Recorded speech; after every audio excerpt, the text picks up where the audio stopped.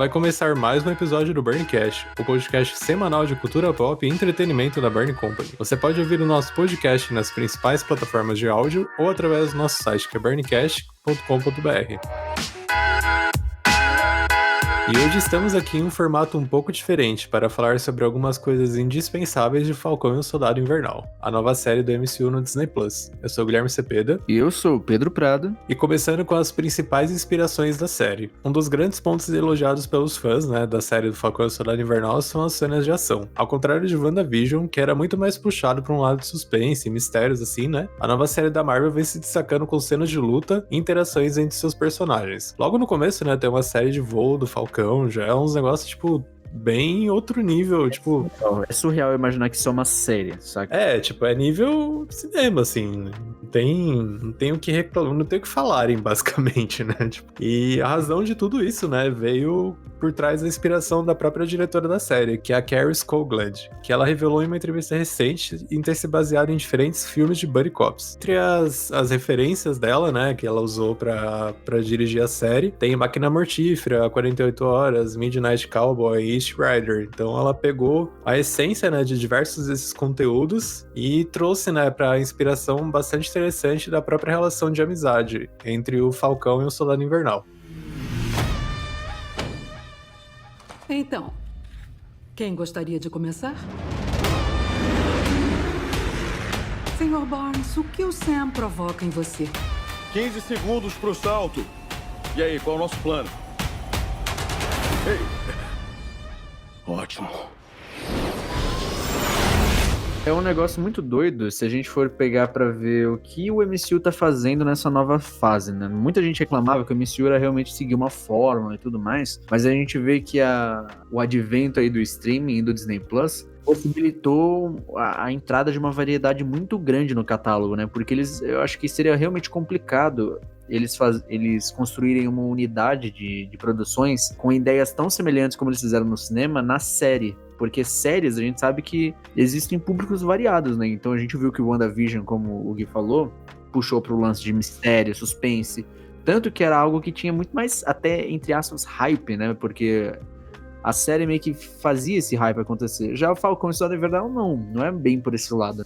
Então segue essa linha mais tradicional de pegar dois caras que se odeiam, mas se amam, O famoso bromance, que a gente vai ver ao decorrer da série. Então é muito legal ver essas referências vindo pro MCU e se tornando únicas no MCU. E um segundo ponto que também é muito importante, que às vezes acaba passando despercebido, é sobre o Torres. Pois é, quem é o Torres, aquele militar que ajuda o Sam em suas missões?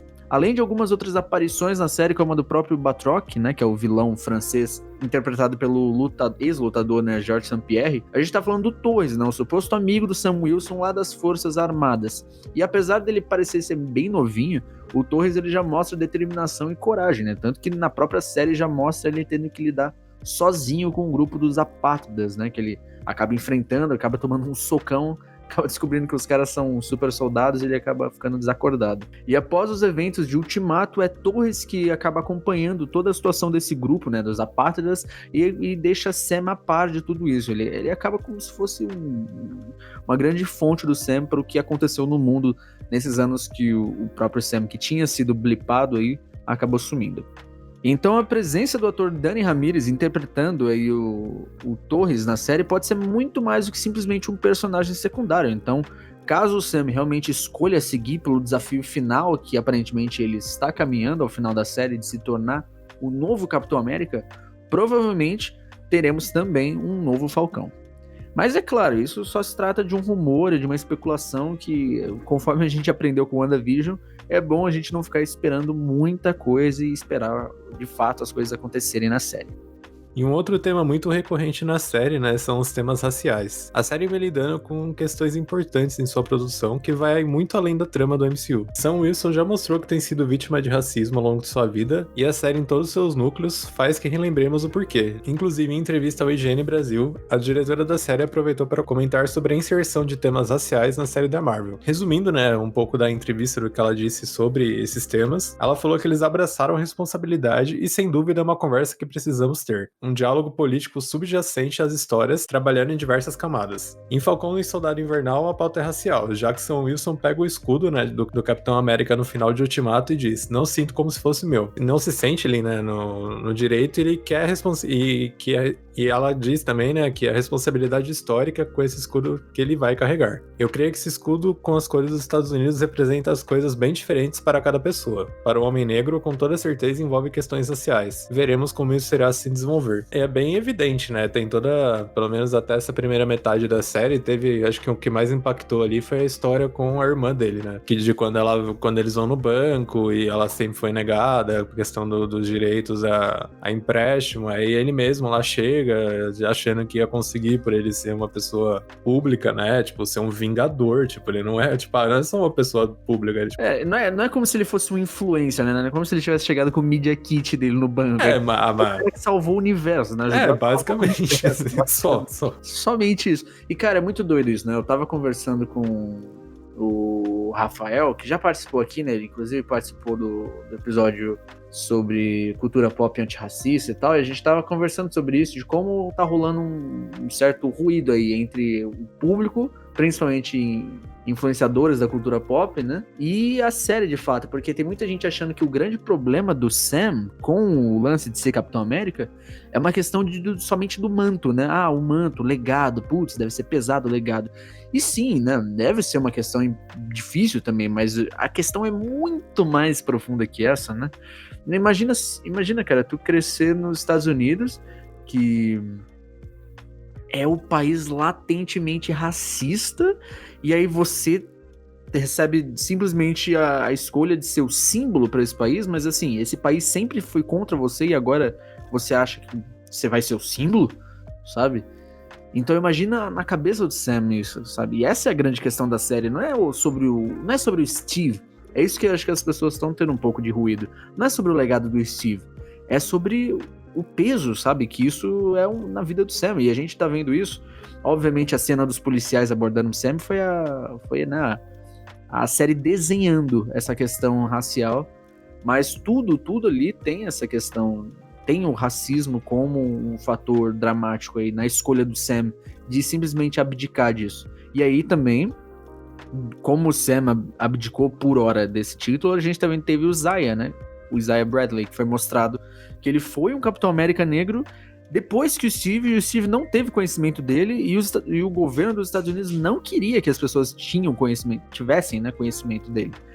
E você vê como o cara acabou perturbado, o cara acabou preso, enfim, o governo fez ele de gato e sapato. Então, assim, a questão é muito mais densa do que simplesmente legado, né? Então, eu tô achando justamente, acredito que por enquanto é uma das produções mais interessantes aí do MCU. Mas, enfim, seguindo aqui com uma das coisas também muito interessantes que tá rolando na série, é sobre o fato de nós finalmente termos conhecido Madripoor. No terceiro episódio da série da Marvel, nós fomos apresentados à cidade de Madripoor oficialmente como parte do universo cinematográfico da Marvel.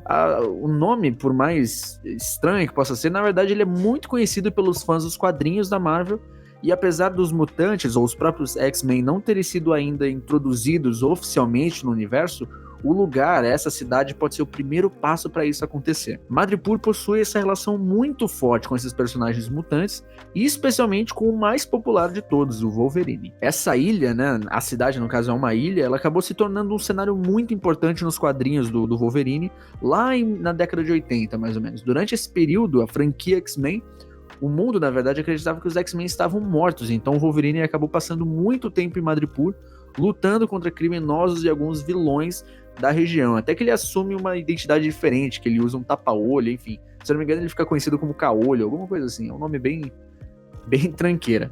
E por que, né, que isso existe? Porque Madripoor, em sua origem, foi fundada basicamente por piratas, né, por traficantes, comerciantes, assim, dessas mercadorias roubadas, esse tipo de coisa. Então, meio que fazia sentido com o Wolverine. E há uma referência muito interessante nesse terceiro episódio, que inclusive é intitulado de Mercador do Poder, né? E a gente vê uma breve foto de uma placa de um bar chamado The Princess Bar. E esse bar é um dos locais favoritos do Wolverine. E a própria dona do bar, ela tem um histórico com o personagem, enfim, é um local muito já reconhecido para os fãs do quadrinho. Então, é interessante ver como aos poucos, comendo pelas beiradas, esses novos núcleos e personagens estão chegando no MCU. Eles não jogaram do nada ali, teve uma introdução, por mais que rápida, né? Tanto a cidade quanto a atmosfera da cidade, eu acredito que no decorrer dos episódios se desenvolva mais também, né? Não que eles vão entregar os X-Men de cara, assim. Eles vão estar passeando, vai estar lá o Wolverine. Vai trombar, opa, tipo, uma pessoa com garras aqui, tipo, não vai ser nesse nível, mas alguma coisa ali, eu acho que eles vão ser, assim como eles fazem no cinema, né, eles vão fazer no universo das séries e entrelaçando e costurando aos poucos, né. Pois é aquele lance, né, pra não ser abrupto, né, então aos poucos eles estão colocando esses pequenos elementos, eles estão cercando o universo com esses pequenos elementos para depois chegar e de fato apresentar sem que seja algo muito duro de ser reconhecido, né? A gente viu isso desde WandaVision, né? A gente já viu que a feiticeira, ela sempre teve os poderes, ela não necessariamente foi criada, então teoricamente ela é de fato uma mutante, então assim, aos poucos essa movimentação tá acontecendo. E pra finalizar, né, aquela pergunta que não quer calar, né, quem é o Mercador do Poder? Foi um personagem criado por Jack Kirby, que em Machine Man 7, né, em 1978, o homem que se tornaria o Mercador do Poder era Curtis Jackson, que era membro de uma corporação que lutou com o Hulk e até com o Capitão América e o Falcão. Nos quadrinhos, um dos experimentos dele, né, foi Joaquim Torres, que ele uniu com o DNA de Falcão. Sim, Joaquim, entre aspas, né, muitas aspas, Torres, está na série do Falcão e Soldado Invernal, sendo o contato de Sam Wilson. Esse soro foi desenvolvido com base em amostras de sangue de Isaiah Bradley, o Capitão América negro que foi usado e traído pelo próprio governo dos Estados Unidos. Já existe uma teoria rolando que o próprio Mercador do Poder do MCU pode ser, na verdade, Sharon Carter. Inclusive, uma coisa que sustenta muito essa parte dessa teoria foi que no final do episódio 3 ela tem uma saída de demonstração de poder, de riqueza, e pra quem que tava junto pode juntar um pouco do ódio que ela tava ali também, né, sei lá. Pois então, e uma outra coisa que é muito interessante é que o Mercador de Poder nos gibis, ele é responsável por dar poder, nesse caso o soro, né, de super soldado, tanto ao John Walker, que é o